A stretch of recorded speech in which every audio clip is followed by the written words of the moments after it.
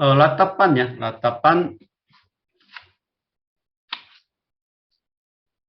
latapan itu artinya apa? Latapan itu artinya ragu sukacita, ragu untuk orang meninggal. Dalam kebaktian penghiburan ibadah ya, biasanya kita menaikkan pujian yang sangat menyedihkan, itu biasanya latapan. Bahasa Inggris itu requiem. Jadi kondisinya sekarang bangsa Israel semuanya hancur. Bait suci dibakar, kemudian rumah mereka dibakar semua, seperti kemarin pembakaran di Jakarta ya. Jadi semua hancur, tidak ada lagi karena dosa mereka. Waktu itu mereka mengarang ratapan ini. Penulisnya Nabi Yeremia. Kemudian kapannya? Waktu baru kira-kira ya tahun 586 itu penting ya, tahun penting. Waktu keruntuhan Yerusalem terjadi. Kuncinya kehancuran dan pemulihan. Mengapa ini terjadi? Hancur semuanya.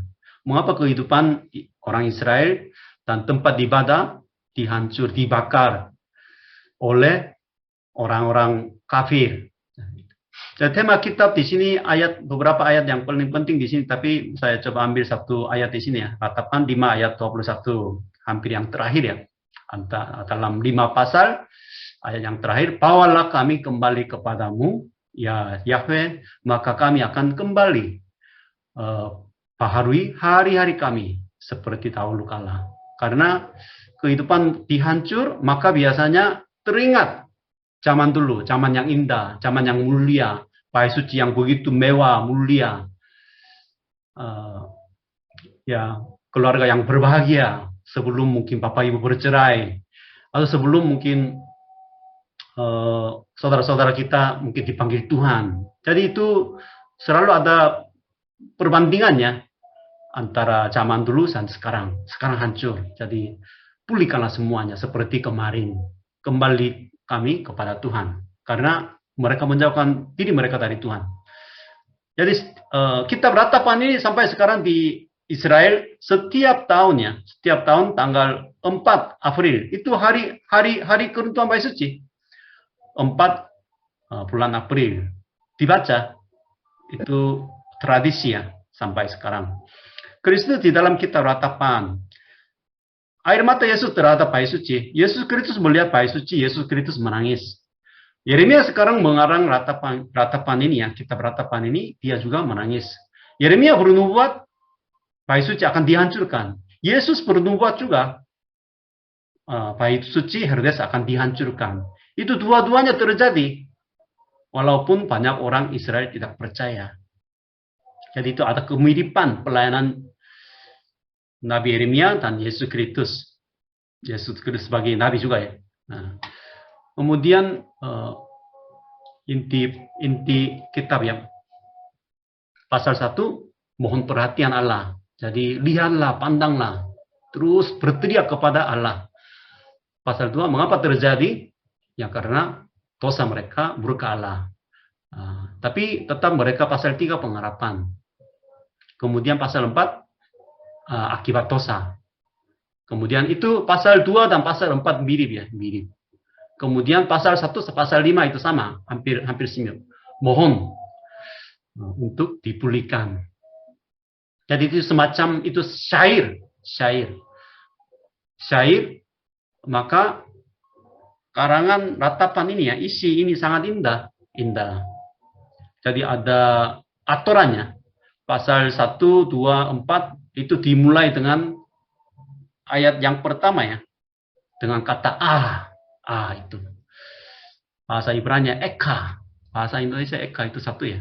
Eka itu senang, sedih sekali. Hancur semuanya. Nah, kita juga sering mengalami seperti ini ya. Hancur semuanya. Pasal 1 sampai pasal 4 sampai pasal 5 juga sama. Tapi pasal 5 sedikit berbeda, tapi pasal 1 sampai pasal 4 itu jumlah ayat di sini setiap pasal itu jumlah ayatnya 22. 22.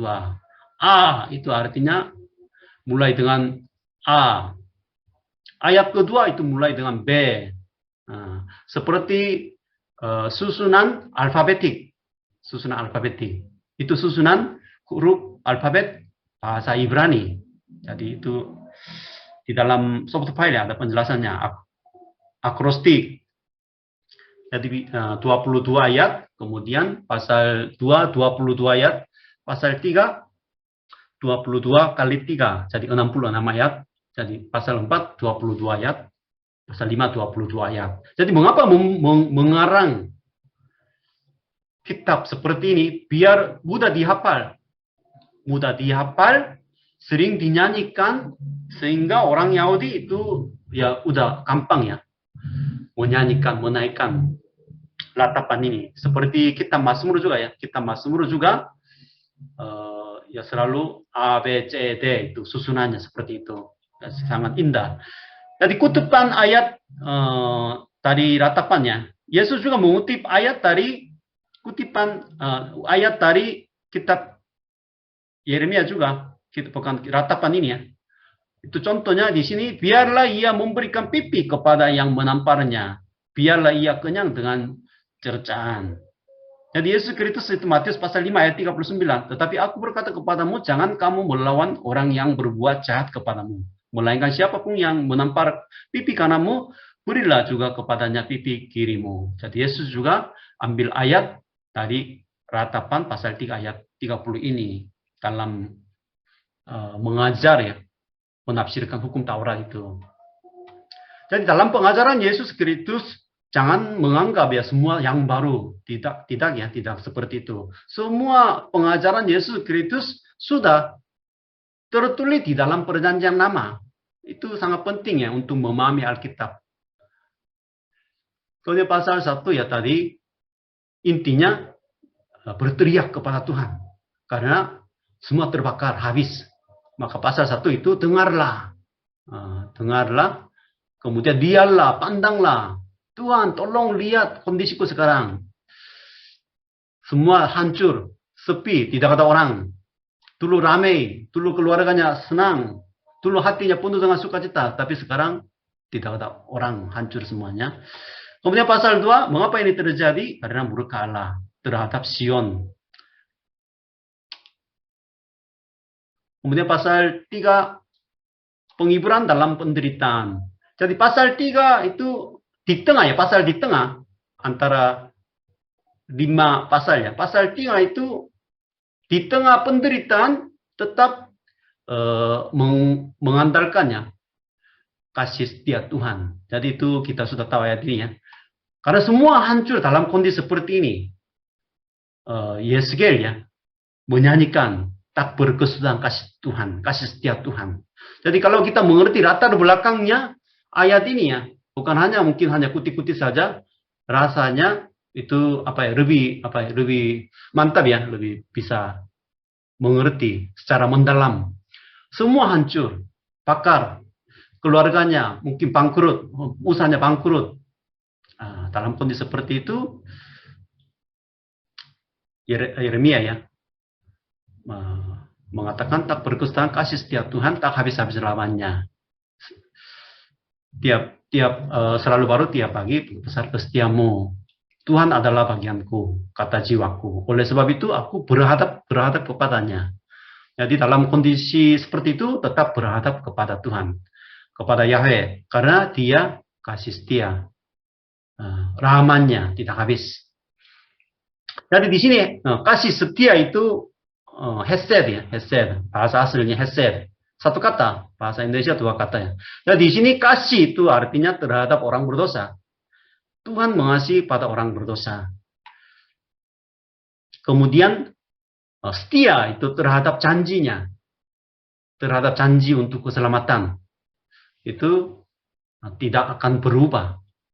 Itu kasih setia, hesed.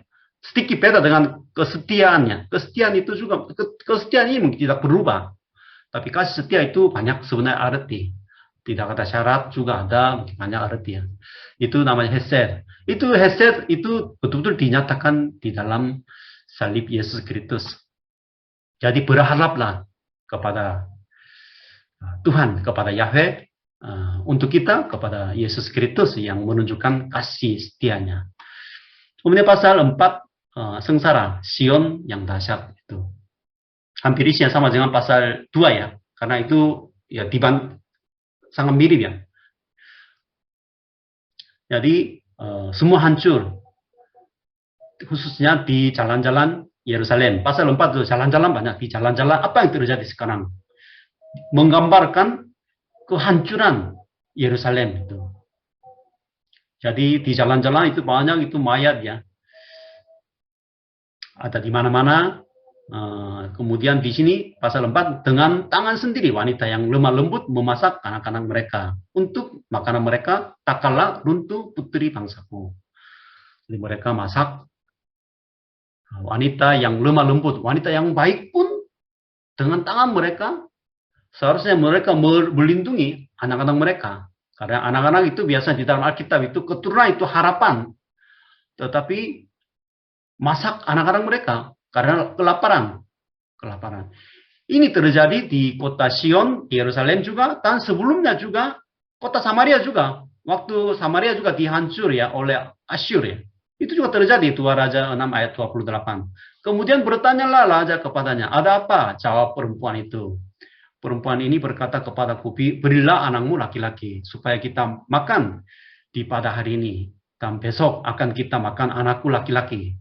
Jadi itu, ya hari ini masak anakmu, besok masak anakku. Ini terjadi ya. Itulah akibat dosa. Atau wajah manusia yang hidup di dalam penuh dosa.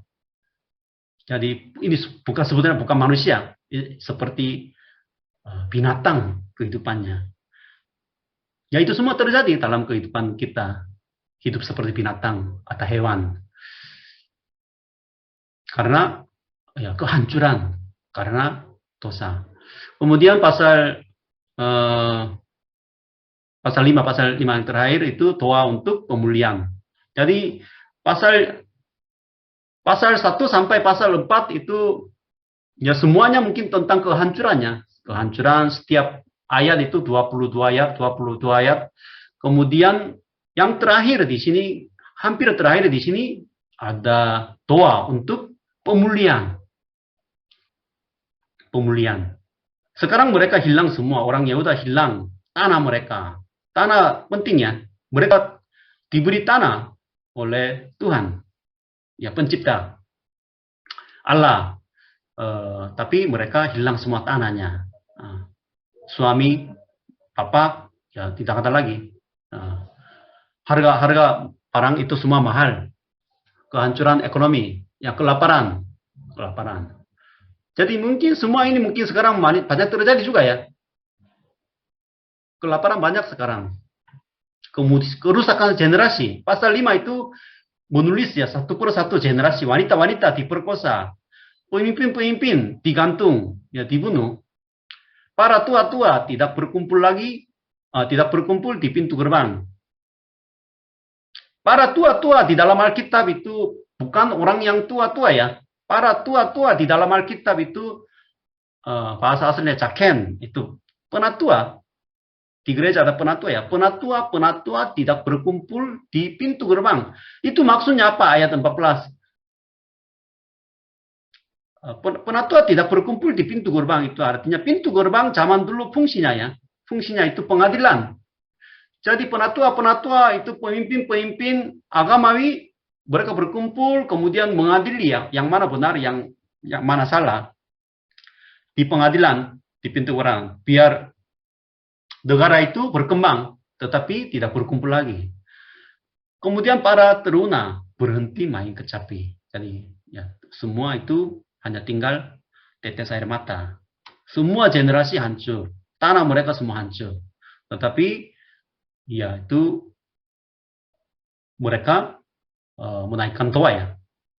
Kembalikanlah kami, pulihkanlah kami, barulah hari-hari kami seperti dahulu kala. Jadi itu ayat yang terakhir ya, masih ada harapan, masih memegang harapan, menaruh harapan kepada Tuhan.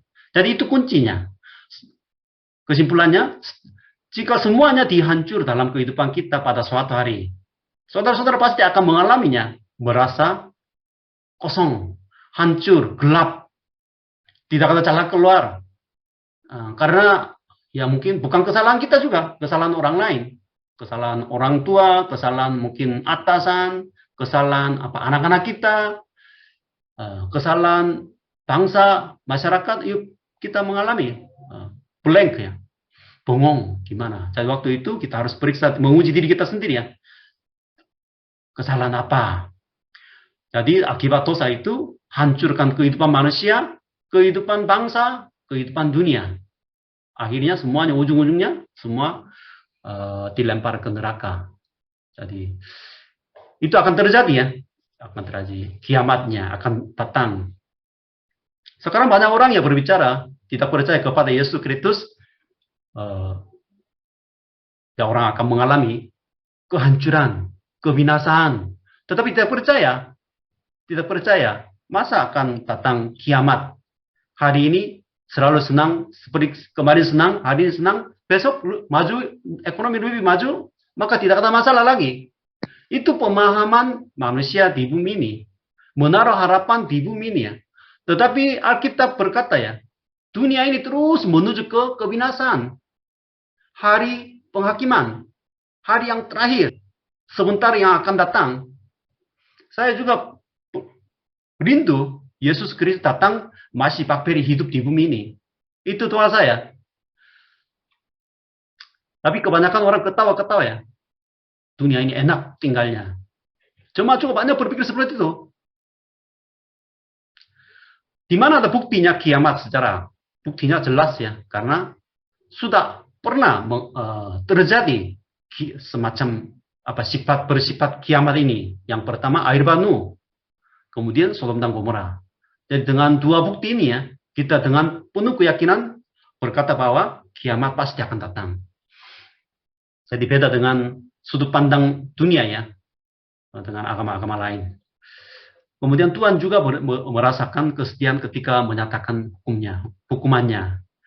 Jadi waktu Tuhan ya menghancurkan, membakar kota Yerusalem, tanpa suci, itu Tuhan kita tidak senang ya, tidak senang.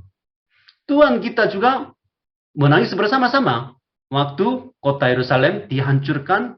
Dia yang menghancurkan, bukan karena kekuatan militer kerajaan Babel ya. Tuhan yang menjatuhkan hukuman atas bangsa Israel yang hidup di dalam dosa, segala macam dosa untuk menyembah berhala. Jadi waktu itu kota Yerusalem dibakar, Tuhan kita juga sebenarnya merasakan kesedihan, menangis bersama-sama dengan kita. Waktu kita menderita karena segala macam masalah, karena akibat dosa, ya Tuhan kita juga menangis bersama-sama dengan kita. Roh Kudus ya, mendukakan. Itu Tuhan, sifat Tuhan kita ya. Maka semua hancur, kita memohonnya kasih setia Tuhan. Hesed, tak berkesudahan, tak habis-habis lamanya, selalu baru. Itu betul-betul dinyatakan melalui Yesus Kristus ya, kasihnya, setianya, janjinya tidak pernah berubah. Sehingga tetap pegang, tetap dengan perjanjian Tuhan. Itu kesimpulan ratapan